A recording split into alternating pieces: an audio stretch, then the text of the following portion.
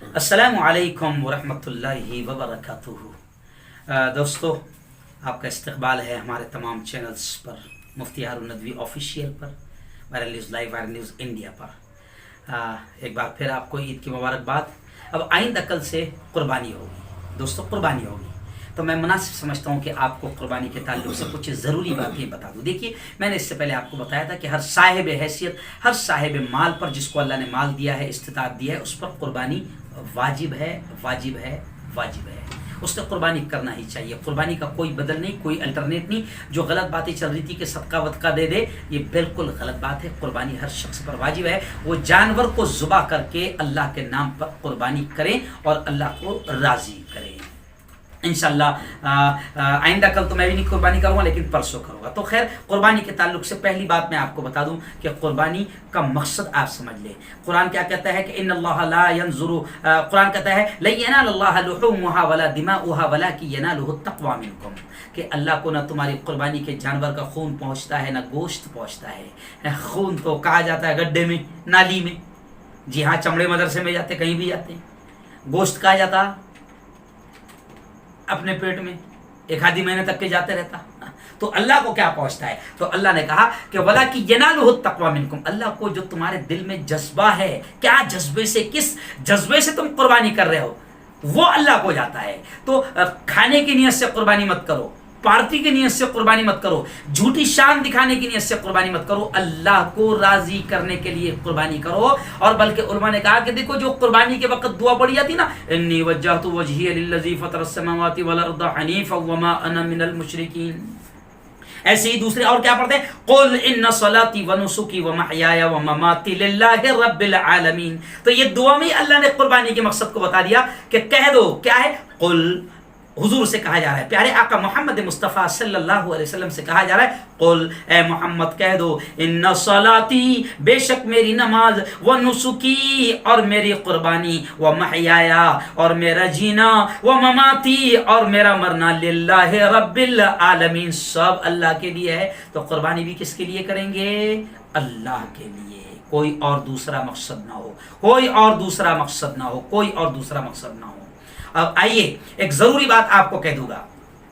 جی ہاں، اہم کام تو یہ ہے کہ جو خود قربانی جس کے نام کی ہے، وہ خود اپنے ہاتھ سے ذبح کرے۔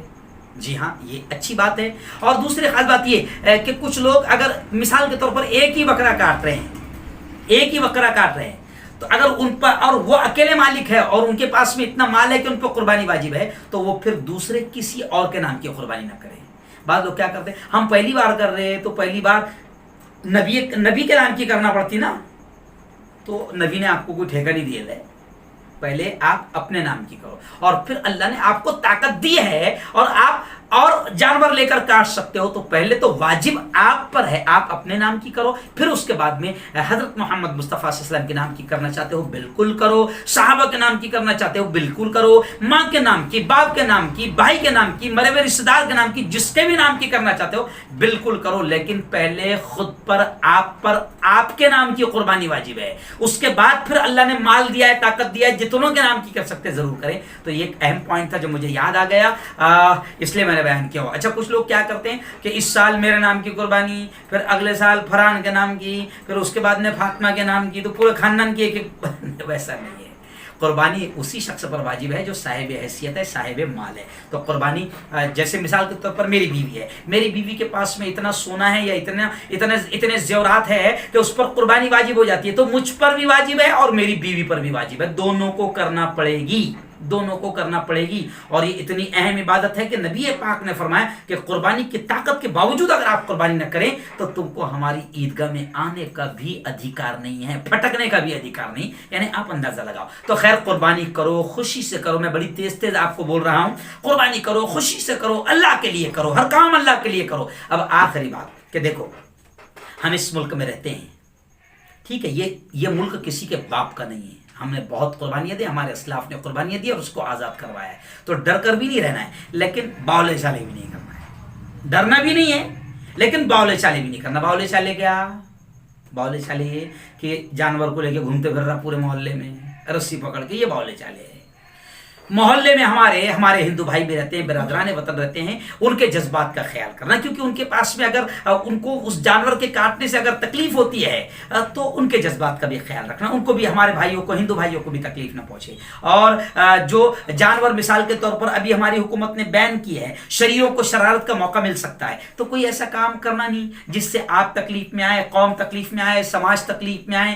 تو اس طریقے سے پورا احتیاط کے ساتھ قربانی کرنا۔ میں اللہ سے دعا کروں گا کہ اللہ آپ کی قربانی کو، ہم سب کی قربانیوں کو اللہ بے انتہا قبول فرمائے، آمین۔